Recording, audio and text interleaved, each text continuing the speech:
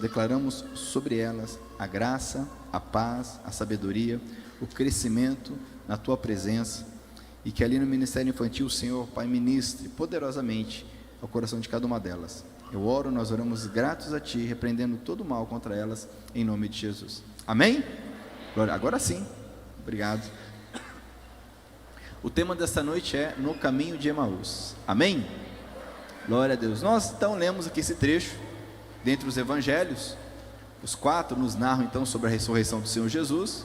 Lemos aqui o que está em Lucas.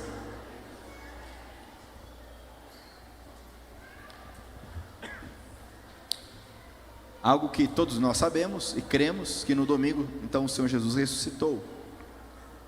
Mas precisamos entender essa dinâmica, a linha do tempo, até chegarmos aqui. Então eu gostaria que você abrisse a sua Bíblia em Êxodo capítulo 12. Amém? Êxodo, que é o segundo livro da Bíblia, capítulo de número 12. E lá em Êxodo nós temos a instituição da Páscoa. Aqui então o Senhor Deus Todo-Poderoso traz a Moisés e ao povo de Israel a festa, a comemoração conhecida como Páscoa ou Pessa. Pessa, relembrado, comemorado até hoje pelo povo de Israel. Páscoa para o português. E começou tudo aqui no capítulo 12. Aqui nós temos o seguinte contexto: Moisés então está ouvindo a direção do Senhor para que o povo saia da escravidão de cerca de 400 anos que estava vivendo no Egito. E aqui já algumas pragas haviam sido derramadas sobre o Egito, e Faraó endureceu o seu coração, e Deus endureceu o coração de Faraó, de tal forma que mais e mais o nome do Senhor era engrandecido, e mais o nome de Moisés como profeta de Deus era engrandecido. E aqui no capítulo 12, antes de anunciar a última praga, a mais terrível de todas, que foi justamente a morte dos primogênitos, ou seja, quem não estivesse debaixo da graça do Senhor aqui, perderia o primogênito, ou seja, em toda casa houve morte, em toda casa morreu o filho ou a filha mais velho, o primogênito. Essa era a praga. A Bíblia do Senhor nos diz que Deus dá vida e Deus a tira. Precisamos entender que Deus é soberano. Precisamos entender que não existe uma luta entre Deus e o mal. Nós resistimos ao diabo, você resistimos ao diabo. Deus não resiste ao diabo. Deus é soberano, Ele é todo poderoso. Amém? Glória a Deus. Mas o fato então que Ele envia, Ele dá algumas orientações que estão aqui no capítulo 12. Então ele diz aqui, versículo 1: o Senhor Deus falou com Moisés e Arão no Egito. Ele disse: este mês será para vocês o primeiro mês do ano. Diga a todo o povo israelita o seguinte: no dia 10 deste mês, cada pai de família, quem é pai aí? Diz amém. Glória a Deus. Quem é líder de família? Diz amém. Escolherá um carneirinho ou um cabrito para a sua família, isto é, um animal para cada casa. Se a família for pequena demais para comer o animal inteiro, então o dono da casa e seu vizinho mais próximo comerão juntos, repartindo de acordo com o número de pessoas e a quantidade que cada um puder comer. O animal deverá ser um carneirinho ou um cabrito sem defeito, de 1 ano. Vocês o guardarão até o dia 14 deste mês. Então ele ficará do dia 10 ao dia 14, 4 dias. E na tarde desse dia, todo o povo israelita matará os animais, ou seja, na tarde do dia 14. Pegarão um pouco do sangue e o passarão nos batentes dos lados e de cima das portas das casas, onde os animais vão ser comidos. Nessa noite a carne deverá ser assada na brasa e comida com pães sem fermento, diga pães sem fermento, e com ervas amargas, diga ervas amargas. A carne não deverá ser comida crua nem cozida, o animal inteiro, diga inteiro, incluindo a cabeça, as pernas e os miúdos, será assado na brasa. Não deixem nada para o dia seguinte, queimem o que sobrar. Já vestidos, calçados e segurando o bastão, comam depressa o animal. Esta é a Páscoa de Deus, o Senhor. Diga assim: esta é a Páscoa de Deus, o Senhor. Amém? Glória a Deus. Nessa noite, ou seja, na noite do dia 14 para o dia 15, Eu passarei pela terra do Egito e matarei todos os primeiros filhos, tanto das pessoas como dos animais, e castigarei todos os deuses do Egito. Eu sou o Senhor. O sangue dos batentes, o sangue nos batentes das portas será um sinal para marcar as casas onde vocês moram. Quando estiver castigando o Egito, eu verei o sangue, então passarei por vocês sem parar, para que não sejam destruídos por essa praga. Passarei por vocês. Diga assim: passarei por vocês. Comemorem esse dia como festa religiosa para lembrar que eu, o Senhor, fiz isso. Vocês e os seus descendentes devem comemorar a festa da Páscoa para sempre. Diga: para sempre. Aqui nós temos a comemoração, ou melhor, a instituição da Páscoa. Eu não vou me adentrar em detalhes aqui, não é o objetivo dessa mensagem, mas para nós entendermos que tudo começou aqui. Então eles deveriam, no dia 14 do mês de Abib, atualmente esse mês é chamado de Nissan, em Israel, e coincide com abril, maio, ou melhor, março, abril, e no dia 14 então eles deveriam matar o cordeiro, e comer esse cordeiro assado, por famílias. Isso nos mostra que o plano do Senhor é para as famílias, amém? Diga: família. E o pai deveria cuidar para que a família fosse alimentada por esse cordeiro. E junto com o cordeiro, os pães sem fermento, e depois vai explicar que os pães eram sem fermento, para demonstrar que com pressa eles saíram da escravidão, porque naquela mesma noite eles iam comer, e naquela mesma noite eles sairiam às pressas do Egito. Então até que eles comeram calçados, com um cajado na mão, preparados. E também vamos entender depois que o fermento fala do pecado, os pães sem pecado, conforme Paulo escreve lá em 1 Coríntios. E também com ervas amargas. Essas ervas amargas eram para memória do período amargo de escravidão. Para nós, o período amargo da vida de escravidão no pecado. A gente que lembra do pecado fala assim: ai, que tempo bom. Tempo bom porque ainda não mudou de vida. Porque quem tem o Espírito Santo de Deus tem nojo, tem asco, quando lembra da vida de pecado, da vida de ira, da vida de vício, de glutonaria, de imoralidade, de indiferença. Por isso que quem está em Cristo Jesus é uma nova pessoa. As coisas velhas, o que aconteceu com as coisas velhas? Oi? Passaram, não está no bolso guardado para momento oportuno, passaram. E dessa forma eles deveriam então compartilhar isso, geração após geração. E nós vamos entender que a Páscoa, ela também é um tipo, é um sinal de algo maior, a obra redentora do Senhor Jesus Cristo. Quando João, ou Batista, ele vê o Senhor Jesus, conforme está lá em João capítulo 1, versículo 29, ele diz: este é o Cordeiro de Deus, que tira o pecado do mundo. Por isso que é importante nós entendermos a palavra do Senhor de Gênesis ao Apocalipse. Não é só Salmos e Novo Testamento, porque quem lê só Salmos e Novo Testamento, quando vê João dizendo: esse é o Cordeiro de Deus que tira o pecado do mundo, fica sem entender. Por que cordeiro? Por que não é um leão, não é um touro, não é um coelho? Porque o Cordeiro de Deus que tira o pecado do mundo, porque o cordeiro era imolado, era morto, o sangue era derramado como um símbolo, como demonstração de arrependimento, porque sem derramamento de sangue, diz a Bíblia, não há perdão de pecados. Está lá em Hebreus. Mas nós entendemos então que o Senhor Jesus, Ele, e não é à toa, não é por acaso, que séculos depois, Ele foi morto na Páscoa. Ele foi crucificado no dia 14 de Nissan, quando os cordeiros estavam sendo imolados, Ele estava sendo crucificado, para nos tirar da escravidão. E a nossa atitude em relação à Páscoa, que é Cristo, que Ele é o Cordeiro Pascal, Cordeiro da Páscoa, nossa atitude em relação a essa cerimônia, que é a Páscoa, deve ser a mesma do povo de Israel. Olha como eles deveriam partilhar, as famílias deveriam partilhar sobre Cristo, amém? Elas deveriam comer o cordeiro. E é interessante que Deus é específico, nem cozido nem cru, é assado. Mas com certeza alguém falou, mas eu gosto é de cozido. Sabe, amados, que Deus, quando o assunto é adoração a Ele, não nos dá escolhas.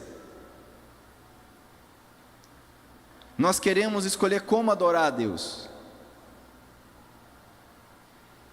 Se você ler, por exemplo, o livro Levítico, que é o terceiro livro da Bíblia, você vai perceber quantas ordens, quantos mandamentos específicos acerca de como adorar a Deus,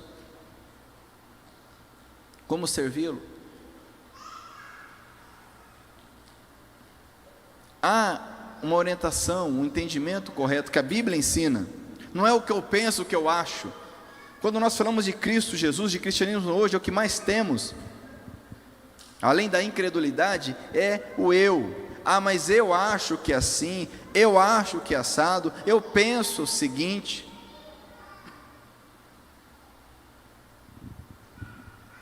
Deveria comer todo o cordeiro, e se sobrasse era para pôr fogo, não era para sobrar nada para o dia seguinte. Sabe, amado, que o que Deus tem para nós é para agora, amém? Amém? Amanhã, o que Deus tinha para mim hoje, não vai acontecer mais amanhã. Passou. É o pão nosso de cada dia, amém? Quem já ouviu essa expressão? Quem que ensinou essa expressão para nós? Jesus. Onde que ele ensinou isso aí? Na Bíblia, né? Mateus 6, na oração do Senhor. O pão nosso de cada dia. Deus tem um pão para cada dia, amados. Deus tem um sustento, um socorro, um livramento, uma força para cada dia. Mas nós, em nossa ansiedade, muitas vezes queremos guardar o cordeiro assado para amanhã, fazer a marmita.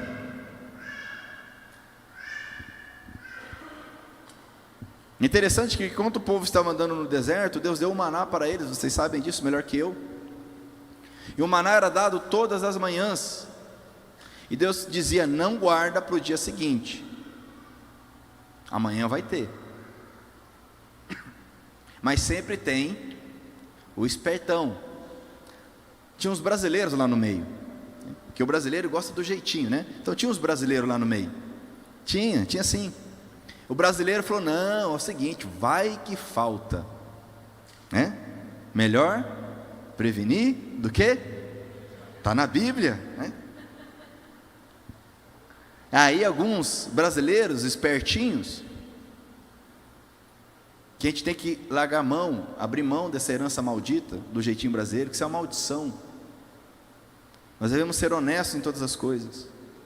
A Bíblia diz que é abominação para o Senhor aquele que usa pesos injustos, medidas inexatas, aquele que dá um jeitinho. É abominação aos olhos do Senhor. Da mesma forma que é abominação as relações sexuais ilícitas, da mesma forma que é abominação o assassinato, é a mesma abominação aos olhos do Senhor. Mas havia ali uns brasileiros dando um jeitinho, falando, não, vamos guardar um maná, porque vai que amanhã Deus esquece, né? E guardaram. E a Bíblia diz que aquele maná guardado para o dia seguinte apodreceu, criou bicho. E Deus disse para Moisés, até quando eu vou aguentar esse povo? O nosso cordeiro é diário. Deus tem uma provisão a cada dia para nós, amém? O Senhor é meu pastor, de nada terei falta. Quem crê nisso? Não fique ansioso. O Senhor Jesus ensina lá em Mateus, não andeis ansiosos por nada, porque por mais ansioso que você fique, você não vai conseguir acrescer nada na tua vida, nem um fio de cabelo. Eu que o diga. Não adianta ficar ansioso, Deus vai cuidar de você, Deus cuida de você, amém? Fala para o teu irmão, Deus cuida de você. Ah, mas que você, com essa fé aí, misericórdia. Fala, olha no olho dele e fala, Deus está cuidando de você, meu irmão. Devemos crer nisto. Nós não perdoamos porque nós não cremos que Deus cuida de nós. Nós não devolvemos o dízimo porque não cremos que Deus cuida de nós. Nós não paramos para ler a Bíblia porque não cremos que Deus cuida de nós. A Bíblia diz que Deus dá aos seus enquanto dormem.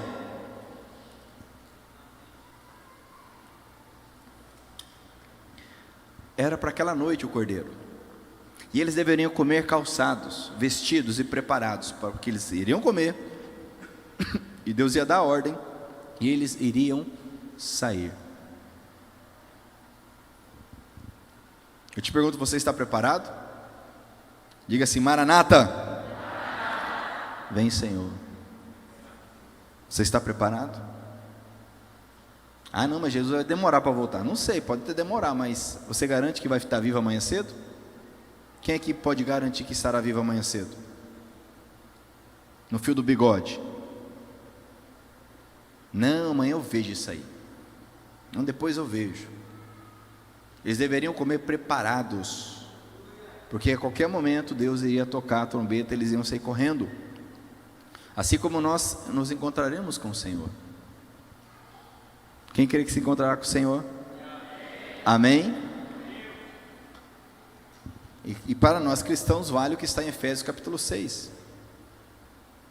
Nós precisamos estar com a armadura, preparados com a armadura celestial, a armadura espiritual, preparados contra toda armadilha, contra todos os métodos do diabo contra nós.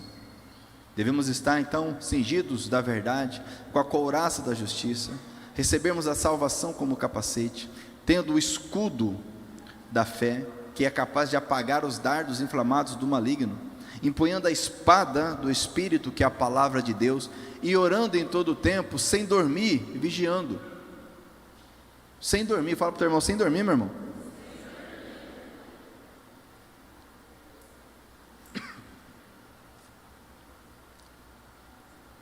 Enquanto eles estavam partilhando Cristo, sabe o que estava acontecendo lá fora? Enquanto eles estavam partilhando o Cordeiro, o anjo do Senhor, não era o diabo,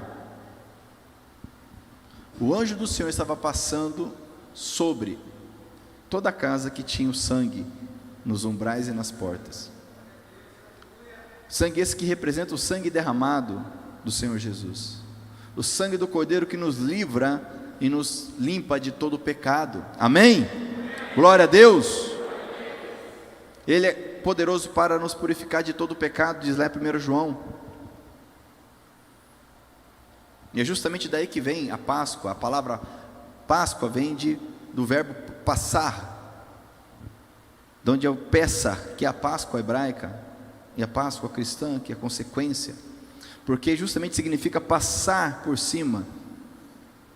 Deus passou por cima daquelas casas de quem estava aliançado com Deus, mas naquelas casas que não havia aliança, Deus não passou direto. Deus entrou e efetuou o juízo, e alguém morreu naquela casa. Quem é filho mais velho aí? Ou filha mais velha, levanta a mão. Você estaria morto. Simples assim. Ah, mas eu não fiz nada. Fez, lógico que fez. Deus não é injusto. Ele é o juiz de toda a terra. Nós que achamos que somos mais justos que Deus. O fato é que, se nós não tivermos o sangue de Cristo em nós, Deus entra em nós, entra na nossa casa para efetuar o juízo. E se o juiz de toda a terra efetuar juízo, como Jó disse, quem pode permanecer diante dele? Vai recorrer para quem? Para o Supremo Tribunal Federal? Quando nós estivermos diante do juiz de toda a terra, quem vai nos guardar do juízo? Somente o nosso advogado, que é Jesus Cristo. Somente o sangue de Cristo nos protege. Amém? Está entendendo o que é a Páscoa? Ok? Daqui a pouco eu vou ler os versículos que falam do coelho e do chocolate. Porque tem muita gente hoje que ficou no coelho e no chocolate.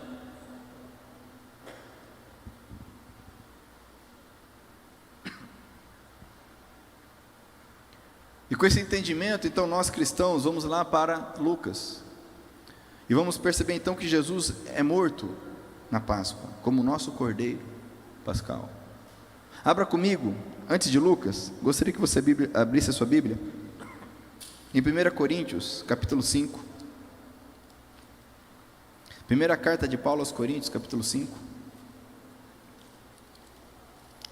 Hoje é dia de alegria, dia de graça, dia de misericórdia.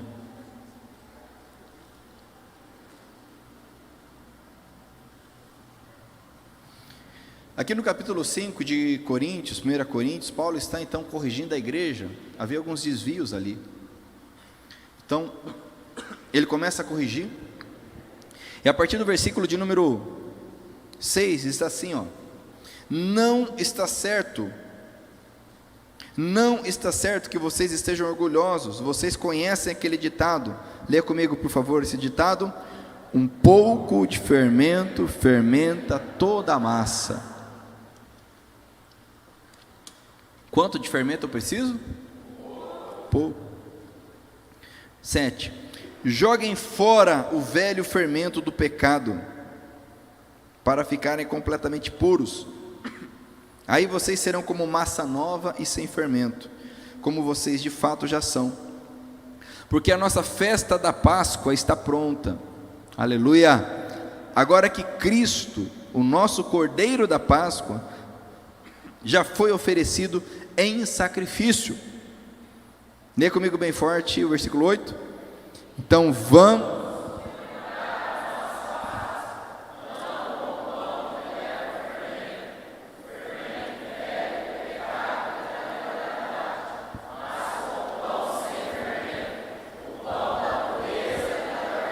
Amém? O nosso Cordeiro está aí. O que nós vamos fazer? Vamos viver essa festa? Vamos viver essa realidade? Como cantamos, quero viver algo novo? Ou vamos continuar carregando o fermento velho? Porque basta um pouquinho só. Enquanto houver um pouco de fermento velho, o velho homem estará forte, a velha mulher estará forte. E a vontade do Senhor não se realizará na minha vida. 2 Coríntios 5,17, não se realizará na minha vida, que diz: se alguém está em Cristo, é uma nova pessoa.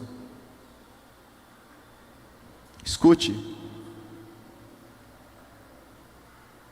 Cristo morreu como nosso cordeiro, mas diferente daqueles cordeiros sacrificados, Ele ressuscitou. Ele ressuscitou e abriu o caminho.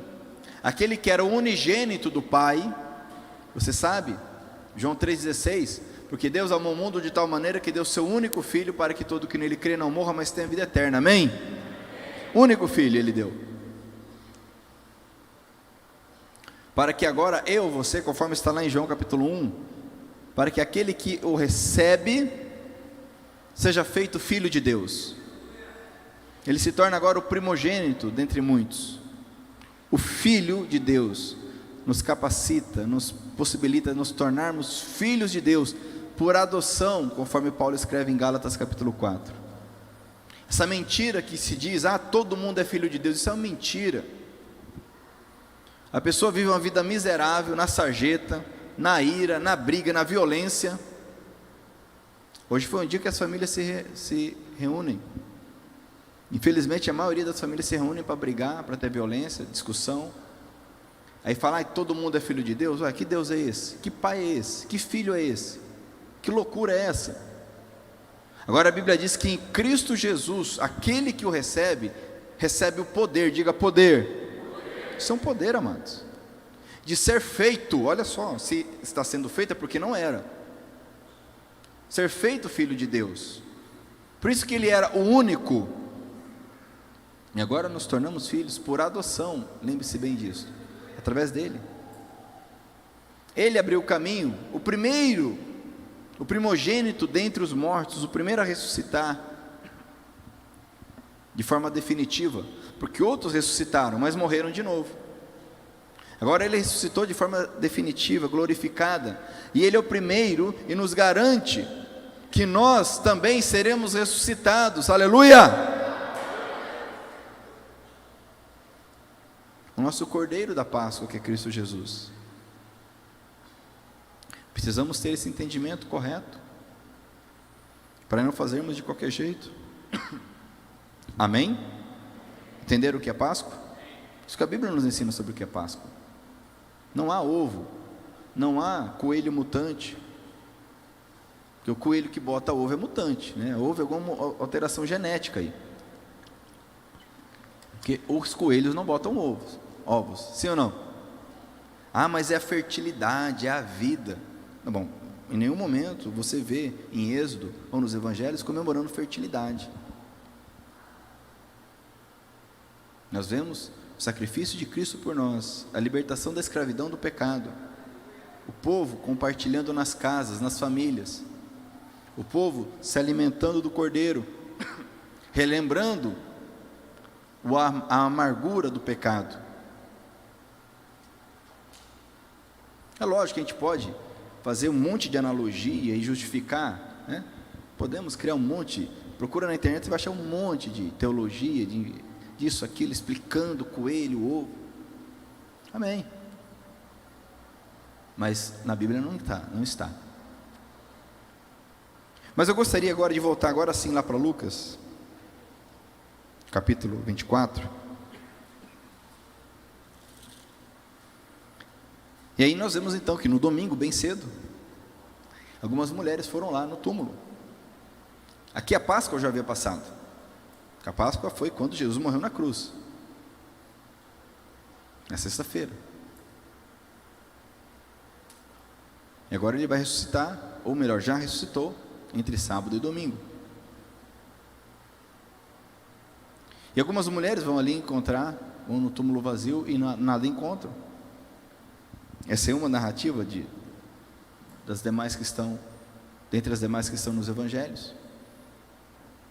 E é tão interessante isso, porque lá em João, e aqui como em Lucas, nós percebemos que houve um anúncio da ressurreição de Jesus para as mulheres. Quantas mulheres temos aqui? Amém, mulheres? Misericórdia.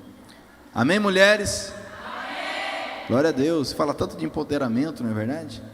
E quando se fala de empoderamento, uma das coisas que é mentido é sobre a Bíblia. Coloca que a Bíblia é machista, que a Bíblia ela oprime a mulher, que a Bíblia ela tem valores patriarcais, antigos, medievais, opressores da mulher. Bonito, né? Patriarcal, olha que chique. O que a Bíblia tem são princípios. E uma coisa que nós percebemos é que Cristo Jesus, Ele deu voz às mulheres. O Senhor Jesus, Ele andava com os discípulos, mas haviam mulheres no ministério de Jesus. Basta ler os evangelhos. Jesus certa vez parou, ele estava indo orar pela filha de um líder do povo. E no meio do caminho, uma mulher, que naquele contexto era uma mulher doente e que não poderia ser tocada, e Jesus para tudo por conta daquela mulher. A história da prostituta perdoada todos conhecem, até porque muitos distorcem, está vendo? Olha, ele perdoou a prostituta, é verdade. E o que ele falou para ela depois? Vá se prostituir, porque você precisa ganhar vida. Foi isso que ele falou para ela? O que ele falou para ela? Vai, não peques mais, para quê? Para quê? Misericórdia, precisa ler a Bíblia, hein, amados? Precisa ler a Bíblia, hein, Edson? Vai, não peques mais, para que não te aconteça coisa pior. O que ia acontecer com ela que Jesus livrou ela ali? Não era apedrejamento? Era apedrejamento, sim ou não? Ela ia ser apedrejada. Ele falou, vá, para que não te aconteça coisa pior. Não falou, não, vá viver tua vida livre, ninguém te oprima mais. Essa sociedade patriarcal, não foi isso que ele disse. Moralista, machista, não foi isso que ele disse. E é interessante porque, naquele contexto cultural, como em muitos, e ainda hoje infelizmente, a mulher não tinha voz nenhuma. Isso é uma distorção da Bíblia, isso é uma distorção da vontade do Senhor. Mas perceba que as primeiras testemunhas da ressurreição de Cristo foram mulheres. E perceba que naquele contexto, o testemunho de uma mulher não valia nada. Se 10 mulheres vissem alguém matando, e fossem no tribunal falando, nós vimos, esses 10 testemunhos não valiam de nada. Mas Jesus, Ele se revela ressurreto, primeiramente para as mulheres. As mulheres podem dar glória a Deus? Glória a Deus! Então até que elas chegam ali para os discípulos e falam, sei não, hein? Elas falam, nós lemos aqui, não foi? Elas chegam e falam o que aconteceu, que viram a pedra removida, não tinha ninguém lá. Apareceu alguém e falou para elas que Jesus estava ressurreto. O que os homens fizeram? Sei não, hein? Vai com fé em mulher? Essa é a cultura caída, mas não é o plano de Deus. Deus fez o homem e fez a mulher, a Bíblia diz, de tal forma que a mulher seja correspondente ao homem, e o homem correspondente à mulher. Paulo, muitos dizem que Paulo é machista, porque ele falou que a mulher não pode falar no culto e distorcem a palavra do Senhor, mas Paulo disse, ninguém é maior, porque o homem é autoridade sobre a mulher, mas o homem nasce da mulher, são iguais perante Deus, porque Deus fez o homem e a mulher à imagem e semelhança dele, amém? Amém? É porque nós temos a ideia, muitas vezes pela cultura, de imaginar Deus um homem. A gente imagina a figura de Deus um homem. Normalmente, a trindade, como é que a trindade é desenhada por aí? Deus é um ancião, barbudão, não é isso? Sentado no trono, quem já viu essa figura? Jesus, né? Aquele italiano, porque Jesus é mais italiano que qualquer coisa, né? Branquinho, olho azul, ou verde, dependendo, cabelo, né? Lisinho, marrom, igual o meu, bonitão assim, comprido, não é verdade? Você olha Jesus, é italiano Jesus, né? E o Espírito Santo, o que é o Espírito Santo? Uma pomba, né? Se der uma estilingada, mata o Espírito Santo. São figuras que nós temos que distorcem quem Deus é. E nós imaginamos que Deus é um homem. Deus não é um homem. E nem é uma mulher. Deus é Deus. Jesus não é aquele que é desenhado por aí. Não tem lógica alguma. É só imaginar, é só estudar, é só ler como era o povo ali na Palestina, naquele contexto, naquela época. E muito menos o Espírito Santo é uma pomba. A Bíblia diz que como uma pomba, ou seja, de forma mansa e suave, o Espírito Santo desceu sobre Jesus, quando ele saiu das águas. Não que é uma pomba, o Espírito Santo é o vento impetuoso, em outra passagem, mas o Espírito Santo não é um vento, fica, né, soprando. São coisas que nós temos na mente, que impedem o agir de Deus em nós, como a Páscoa. Mas olha só, então, aconteceu tudo isso, mas eu quero enfatizar aqui, porque o tema da mensagem é no caminho de Emaús, mas é importante você entender esse contexto. Agora sim, diz, naquele mesmo dia, ou seja, no domingo, no primeiro dia, no dia da ressurreição, 2 dos seguidores de Jesus estavam indo para um povoado chamado Emaús, que fica mais ou menos 10 quilômetros de Jerusalém. Eles estavam, versículo 14, conversando a respeito de tudo que havia acontecido. Enquanto conversavam e discutiam, o próprio Jesus chegou perto e começou a caminhar com eles. Lê comigo o versículo 16, vamos lá? Mas alguma coisa não deixou que eles o reconhecessem. Eu gosto dessa frase aqui. Alguma coisa não deixou que eles reconhecessem Jesus. Sabe, amados, hoje pela manhã estávamos no curso Poder do Potencial, do currículo Hombridade, e uma coisa que foi falada ali, o que possibilita o milagre, a manifestação, o poder de Deus é a expectativa. Eu te pergunto, com qual expectativa você veio a esse culto nessa noite? Qual a expectativa do teu coração para essa semana? Qual a expectativa? Vivemos uma onda de doenças mentais gravíssimas que tem assolado, matado, levado as pessoas ao suicídio, à depressão. Não há expectativa, não há esperança. Jesus é a esperança. Ele nos enche de expectativa. E não apenas expectativa, mas de realidade. Aleluia! Não havia nesses homens expectativa alguma. Como eles iriam reconhecer Jesus ressurreto, se eles não esperavam que Jesus ressuscitasse? Porque olha o que diz o texto, vamos lá. 17, então Jesus perguntou, o que é que vocês estão conversando pelo caminho? Eles pararam com um jeito triste. Como que eles estavam? E um deles, chamado Cleopas, disse: será que você é o único morador de Jerusalém que não sabe o que aconteceu lá nesses últimos dias? O que foi? Perguntou ele. Eles responderam: o que aconteceu com Jesus de Nazaré? Esse homem era profeta, e para Deus e para todo o povo ele era poderoso em atos e palavras. Os chefes dos sacerdotes, os nossos líderes, o entregaram para ser condenado à morte e o crucificaram. Amados, tudo isso Jesus tinha falado para eles. Não teve nenhuma surpresa. Jesus falou mais de uma vez, mais de duas vezes: eu vou para Jerusalém, e lá vou ser morto, vou ser crucificado, e no terceiro dia eu vou ressuscitar. O que tinha acontecido até agora de novidade? Nada. Aí Deus te fala: você vai passar por uma provação, mas eu sou contigo, eu cuido de você, te dou a vitória. Aí quando vem a provação, o que a gente faz? Baixa a cabeça, se entristece. E cadê a expectativa da vitória? Precisamos entender que esses homens foram alertados por Jesus.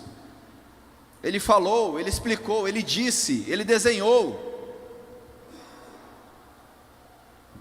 Eles não estavam no escuro, porque quando nós passamos pelo vale da sombra da morte, o Senhor vai conosco, amém? Ele não nos abandona. Deus não brinca conosco. Ele explicou para aqueles homens, tanto é que eles estão dizendo, versículo 21, e a nossa esperança era que fosse Ele quem iria libertar o povo de Israel. Porém já faz 3 dias que tudo isso aconteceu. E Jesus falou mais de uma vez: no terceiro dia eu vou ressuscitar. Não era o 4º dia. Se eles estivessem no 4º dia sem ver Jesus, até dava para entender, sim ou não? Ou no 5º, ou no 6º, mas era o 3º dia ainda, criatura. Espera, acalma o coração. Fala para o teu irmão assim: acalma o coração. Calma o coração. Ainda era o 3º dia. O 3º dia vai até que horas? 11h59, 23h59, né? Quem é advogado sabe bem prazo, né? Espera dar ali 23h50. Agora vou fazer, né, a minha petição, que eu tenho até 23h59, não é verdade? Os alunos aí, os acadêmicos da faculdade, né? Eu tenho prazo, não é verdade? Tem 5 anos para fazer, mas vou deixar para fazer, né, nos 5 últimos dias. Por quê? Porque eu tenho prazo. Mas quando fala de Jesus, é uma agonia, um desespero, esquece a palavra de Deus. Era o 3º dia ainda era o 3º dia, mas estavam ansiosos, tristes, cabisbaixos, não entenderam nada. Sabe, amados, que o Senhor disse: no mundo tereis aflições, mas tenham bom ânimo, eu venci o mundo. Aí vem a aflição, a gente faz o quê? Baixa a cabeça, fica triste, se agonia, esquece o que Jesus falou. Versículo 22, algumas mulheres do nosso grupo nos deixaram espantados. Não deixou muito não, né? Porque assim, os caras estão tristes até agora. Quer dizer, espantado nada, só conversa. Algumas mulheres do nosso grupo nos deixaram espantados, pois foram de madrugada ao túmulo e não encontraram o corpo dele. Voltaram dizendo que viram anjos e que esses afirmaram que ele está vivo. Quer dizer, entrou no ouvido, saiu no outro, amados. Quer dizer, as irmãs foram lá: nós vimos anjos, e eles falaram que ele está vivo. Mas até agora não aconteceu nada. Misericórdia. Será que hoje é diferente? Você percebe que esses homens não estavam no escuro,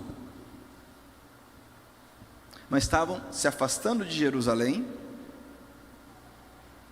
certo? Indo embora de Jerusalém, que era o local onde Jesus estava enterrado, então ele iria ressuscitar em Jerusalém. Estavam se afastando dos demais discípulos. E cuidado que você se afasta dos demais, quer andar sozinho, bonzão, fortão, quer orar em casa, né? Eu e Deus. Cuidado. Agora tem culto online, é mais fácil ainda, né? Não, depois eu assisto, está no YouTube, né? Cuidado. Isso não é bíblico, isso não é cristão. Cuidado. Estavam se afastando.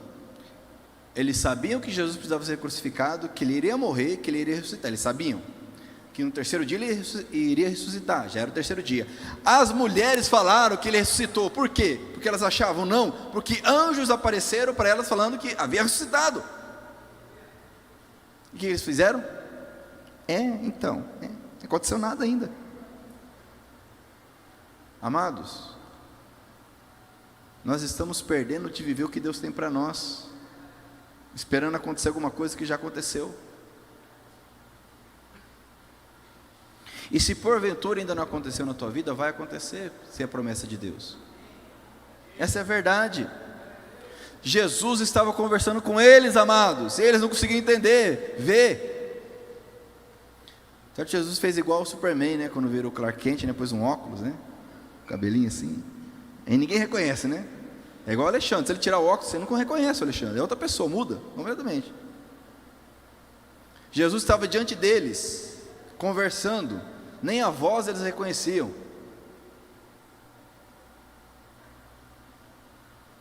Mas alguma coisa não deixava eles perceber. Sabe o que é isso? Sabe o que não deixava? Incredulidade, falta de expectativa, mais do mesmo. É mais um que veio, é mais um que ia libertar Israel, porque, amados, o contexto, para você entender, muitos haviam aparecido. Era um contexto de muita expectativa no libertador, por conta do domínio romano. Alguns já haviam aparecido, dizendo que era o Messias, e haviam sido mortos. Tanto é que depois de Jesus, outros apareceram, até que chegou o ponto de em 70 depois de Cristo, e depois foi destruído Jerusalém em 70, e em 135 depois de Cristo, passaram o trator mesmo em Jerusalém, mudaram o nome de Jerusalém, de tanta rebelião que tinha lá, de tantos messias que apareciam. Então eles pensavam, é mais do mesmo, é mais um que veio, não deu certo, não libertou Israel e morreu. Tá certo, ele falou que ia ressuscitar, tá certo, as mulheres falaram que viram, né? Tá certo, os anjos falaram, mas é mais um. Amados, quantas vezes nós temos rejeitado a palavra de Deus para as nossas vidas? Vamos lá, continuando, diz aqui,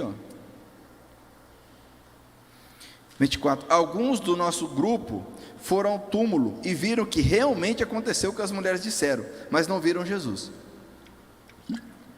Então Jesus lhes disse, olha aqui que Jesus disse, lê comigo por favor, versículo 25, bem forte, vamos lá. Então Jesus lhes disse, vamos lá, está com a Bíblia aberta aí? Vamos lá, versículo 25, então Jesus lhes disse, como vocês demoram a entender e a crer em tudo que os profetas disseram? Na linguagem de hoje, atualizada, criatura, não entende nada, sempre tem um argumento, sempre tem uma desculpa, sempre tem um quê, um porém, um mais. Como vocês demoram para entender o que os profetas ensinaram e falaram? Versículo 26, pois era preciso que o Messias sofresse, e assim recebesse de Deus toda a glória. E por que é preciso que Jesus sofresse? Porque Isaías 53 escreve, porque o castigo que era para nós foi colocado sobre ele. Eu não vi nem um aleluia. O castigo que era para nós foi colocado sobre ele. Pelas feridas dele nós somos curados. Amém? Ele foi massacrado, moído, desfigurado em nosso lugar. Estava escrito. Mas como nós demoramos para entender isto? Como nós demoramos para entender o que os profetas ensinam?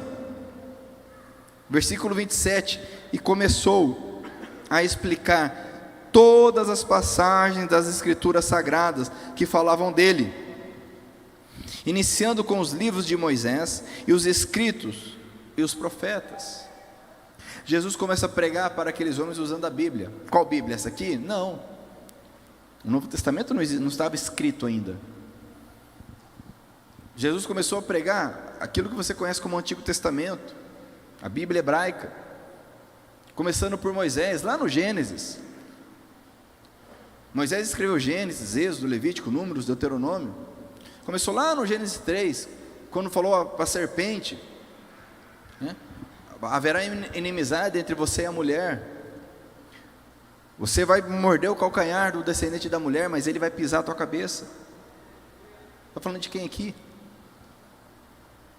Jesus. E ele vai explicando, passando ali pelos escritos dos Salmos, Salmo 22, mas descrevendo os profetas, explicando o que é o Messias, quem era o Messias, o que precisava ser cumprido. É que interessante, amados. E continua aqui, olha só, versículo 28, quando chegaram perto do povoado para onde iam, Jesus fez como quem ia para mais longe, mas eles insistiram com ele, para que ficasse, dizendo, fique conosco, porque já é tarde, a noite vem chegando. Então Jesus entrou para ficar com os dois. Versículo 30, sentou-se à mesa com eles, pegou o pão e deu graças a Deus, depois partiu o pão e deu a eles. Daqui a pouco a gente vai partir da ceia. Versículo 31, aí os olhos deles foram abertos, e eles reconheceram Jesus, mas ele desapareceu. A obra já estava feita. Jesus não ia ficar ali batendo papinho, conversa à toa. Já estava feita a obra. Porque olha o que eles dizem aqui. Então eles disseram um para o outro, não parecia que o nosso coração queimava dentro do peito, quando ele nos falava na estrada, e nos explicava as escrituras sagradas? Olha só, amados, aqueles homens abatidos, cansados, tristes, sem vontade de cantar uma canção, conforme Jesus ia pregando para eles, o coração foi acendendo, a fé foi acendendo, o coração começou a queimar, a fé começou a surgir. Não é à toa que os olhos se abriram, porque agora havia fé, havia expectativa, porque eles ouviram a palavra viva, a palavra que é a espada do Espírito, a palavra que tem o poder de penetrar no mais profundo do ser humano, palavra que eles já conheciam. Olha que interessante, Jesus não fez um sinal aqui. Jesus, para ser reconhecido por eles, não fez nenhum milagre. Vou fazer um milagre para vocês aqui, hein? Agora vocês vão ver. Está vendo essas pedras aqui? Vai pegar fogo, fica vendo? Olha que interessante, qual que foi o método, a forma, o princípio que Jesus utilizou para gerar fé no coração daqueles homens? A Bíblia que você não lê, a Bíblia que você não conhece, a Bíblia que nós não damos valor. Ele começou de Moisés. Quantos cristãos já leram o Pentateuco? Sabe nem o que é isso, né? É Gênesis, Êxodo, Levítico, Números e Deuteronômio. É isso que Jesus pregou, o poder de Deus para a salvação. E aqueles homens, então, foram transformados, não por um milagre, porque os milagres, amados, sim, existem e têm o seu propósito. Eu creio em milagres, Deus faz milagres, mas entenda que a palavra de Deus é a salvação, nos traz a salvação. Ela é a espada do Espírito. Quando você lê Efésios capítulo 6, que fala da armadura espiritual, não fala fazendo milagres em todo o tempo, fala orando em todo o tempo com a armadura celestial. O milagre, ele tem o seu momento e a sua razão de ser, mas você vai perceber que aqueles mesmos homens que comeram o pão que Jesus multiplicou, depois estava gritando crucifica. Os mesmos homens que viram Jesus andar sobre as águas, na hora que ele foi preso, fugiram. E ele foi preso da seguinte forma, que a Bíblia diz que ele estava orando, chegou lá, a milícia, e ele perguntou, Jesus perguntou, quem vocês estão procurando? E é importante entendermos isso, porque muitos colocam Jesus, como se fosse um Che Guevara, um libertador, que deu errado, e os bandidos prenderam ele, e mataram o inocente. De forma alguma. De forma alguma. Jesus se entregou por nós. Quando foram prender, ele perguntou, quem vocês estão procurando? Jesus. Ele falou, sou eu. Quando ele falou, sou eu, eles caíram. Aí, Jesus perguntou de novo, quem vocês estão procurando? Jesus falou, sou eu.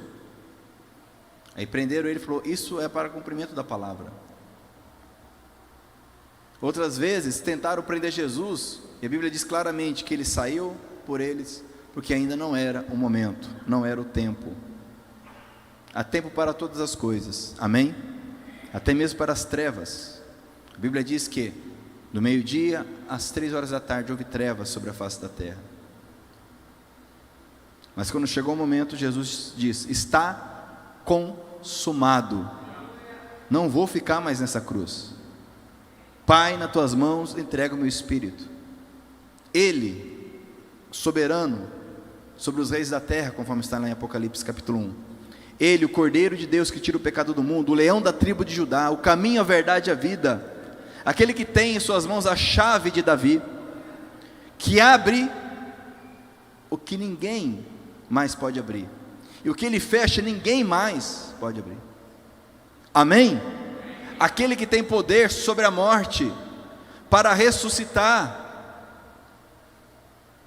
Chegou o momento, ele falou, está consumado, aleluia, a obra foi feita, o que foi prometido lá em Gênesis capítulo 3, o que foi prefigurado em Êxodo 12, o que foi profetizado pelos profetas, pelo salmista, o que foi anunciado pelo próprio Jesus, agora estava consumado, e cabe a nós como igreja, vivermos essa verdade, porque se alguém está em Cristo Jesus, é uma nova pessoa, amém?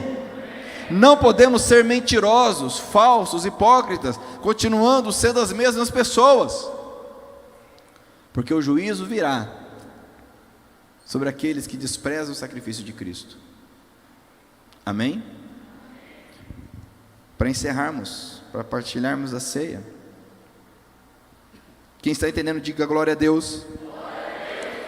Lá em 1 Coríntios capítulo 11, vamos falar sobre a ceia do Senhor, para partilharmos. Glória a Deus, aleluia. Paulo corrigindo a igreja dos Coríntios, ele começa mais uma vez aqui a corrigir o povo, mas eu quero enfatizar o ensino que ele traz acerca da ceia do Senhor. Você conhece, você com certeza já viu, lá em Lucas nos traz, também em Mateus e Marcos, quando Jesus institui a ceia, e diz aqui no versículo 23 de 1 Coríntios 11, porque eu recebi do Senhor este ensinamento que passei para vocês. Qual ensinamento? Olha só, que o Senhor Jesus, na noite em que foi traído, pegou o pão e deu graças a Deus, depois partiu o pão e disse, isso é o meu corpo, que é entregue em favor de vocês, façam isto em memória de mim, amém?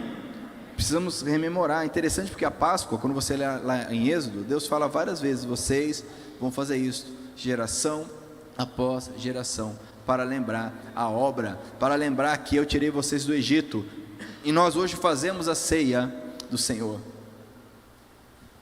não uma vez por ano como é a Páscoa, mas fazemos a ceia do Senhor, trazendo à memória a sua obra. Diz o versículo 25, assim também depois do jantar, depois da ceia, ele pegou o cálice e disse, este cálice é a nova aliança feita por Deus com o seu povo, a aliança que é garantida pelo meu sangue, cada vez que vocês beberem desse cálice, façam isso em memória de mim, é o sangue da nova aliança. Ele está fazendo referência, amados, existem várias alianças na Bíblia, mas ele está fazendo referência à aliança que foi feita lá em Êxodo, capítulo 24, quando Moisés faz uma aliança com o povo, através de sangue de touros, de animais, conforme o ordenamento do Senhor, que é a antiga aliança, de onde vem a expressão Antigo Testamento, que divide a Bíblia.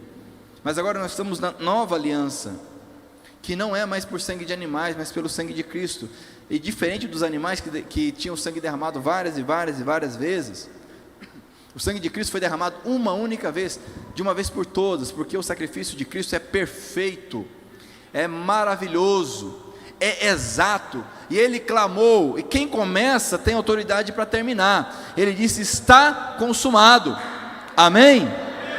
Ele que é o princípio e o fim, Não foi o diabo que falou, ó, acabou. Não foi um homem que disse acabou, foi Cristo que falou, está consumado. Ele tem autoridade, Ele tem a palavra de vida eterna. Quando os discípulos começaram a abandonar, Ele olhou para os 12 e falou, e vocês vão para onde? Vocês também não vão embora não? Jesus não ficou, não, por favor, não vai embora não, preciso de vocês. Vocês também não vão não? O que estão fazendo aqui? Aí Pedro então diz, Senhor, por onde nós vamos? Só o Senhor tem as palavras da vida eterna. Basta uma palavra de Cristo na sua vida, meu irmão, minha irmã. Basta uma palavra. Por meio dele tudo foi feito, tudo existe. Ele é a palavra de Deus, Ele é Deus, conforme está em João capítulo 1. Diz aqui, a aliança é garantida pelo meu sangue. 26, de maneira que cada vez que vocês comem deste pão e bebem deste cálice, estão anunciando a morte do Senhor até que Ele venha. Amém? Estamos anunciando o que, amados? A morte do Senhor. Mas o que acontece? Será que é só a morte? Será que é isso que Paulo tinha em mente? O que acontece depois? Ele morreu e depois? Ressuscitou. Estamos anunciando a morte, é a morte. Nós temos o Natal, que é uma festa muito, muito importante, e que é justamente a questão do nascimento do Senhor Jesus, muito embora Ele não nasceu no dia 25 de dezembro, certo? Mas é uma data importante. Mas quando Jesus veio e nasceu, através de um dos maiores milagres, que foi o nascimento da Virgem, através da Virgem, Maria, ninguém foi salvo com a vinda de Jesus. Não houve salvação de ninguém. Era uma fase. A salvação, a vitória, aconteceu na cruz, quando Ele morreu no meu lugar, no seu lugar. Se assustou? Está devendo, hein? Cuidado, que o diabo está ao redor procurando. Ele pega mesmo. Se não tiver em Cristo, pega, bem pegado.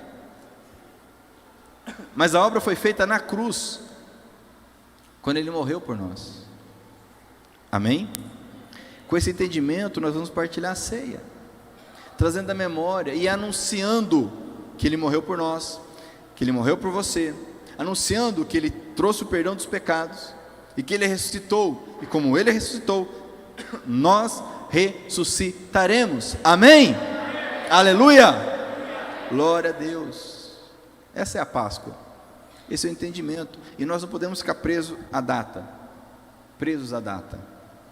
porque senão a gente entra na religiosidade falsa, vazia, né? Que é aquele ciclo, né? Que nem a gente chorou agora, que Ele morreu na sexta, né, tal, aquela coisa toda, que Ele chororou, que bateram nele, e judiaram, e tal, amarraram, crucificaram e tal, aí hoje, oh, glória a Deus, ressuscitou, amém, amém, aí passa, né?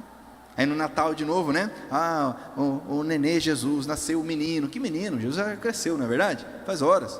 A Bíblia diz que da forma como Ele subiu, Ele vai descer. Homem, glorificado, cheio de autoridade e poder. Ele não pode ficar em ciclos. Aí dali a pouco está chorando de novo, que é sexta-feira santa. E aí domingo, eba, ressuscitou. Tá. Nossa vida tem que ser com Cristo todos os dias, diariamente. Amém, amados? As tradições, elas têm o seu valor, desde que não se tornem mero tradicionalismo. Alguém já disse que a tradição é a fé viva. Diga assim, fé viva dos que já morreram, os homens e mulheres de Deus que passaram pela face da terra. Mas o tradicionalismo é a fé morta. Diga, fé morta dos que ainda vivem. A pessoa está viva ainda numa fé vazia, um tradicionalismo que não leva a lugar nenhum, só o mesmo, mais do mesmo, mais do mesmo e mais do mesmo. Eu te convido a se colocar em pé então, para nós partilharmos a ceia. O Ministério de Louvor vai começar a ministrar aquela canção que a gente combinou. Enquanto isso, você se prepara aí para receber, amém? Glória a Deus. Quem está grato pelo Senhor Jesus? Ele morreu por nós, ressuscitou por nós, e agora através dele nós temos o caminho. Por isso que ele diz, eu sou o caminho, a verdade e a vida. Antes de partilharmos os elementos, os diáconos já estão preparando ali. Nós não vamos investir muito tempo aqui agora não. O mais importante agora, atenção, o mais importante agora é a tua oração, é a tua atitude. Você ouviu a palavra, você entendeu, creio que o Espírito Santo falou ao teu coração. A questão agora é, qual a sua atitude? Então nós temos esse momento, enquanto a canção está sendo ministrada, e a ideia, amados, não é, vamos pegar pela emoção, não, que agora, não, você entendeu, agora é a sua atitude. Fale com o Senhor, feche seus olhos, fale com o Senhor, conserte o que está errado, peça perdão a Deus. Essa é uma oportunidade que nós temos única, não sabemos se teremos uma próxima oportunidade.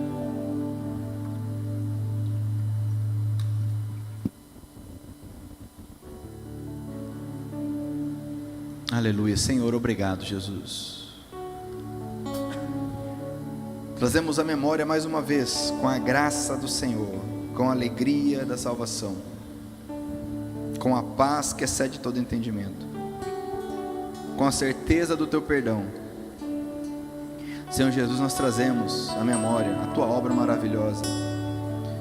O Senhor se entregou por nós, o Senhor nos amou primeiro, o Senhor decidiu morrer em nosso lugar.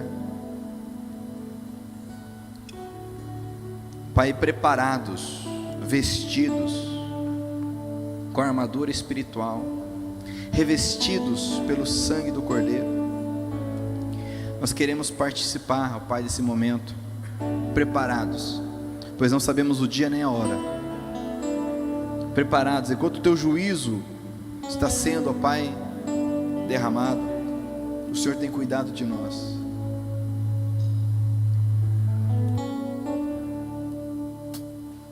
Senhor Jesus, quebranta o nosso coração, eu te peço.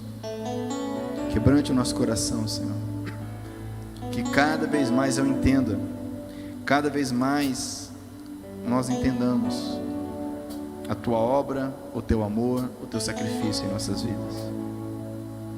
Que caia por terra, Senhor, todo orgulho, toda dureza de coração. Que caia por terra, ó Pai, tudo que se levanta contra o entendimento da tua palavra. Que caia por terra, ó Pai, em nome de Jesus. Em nome de Jesus.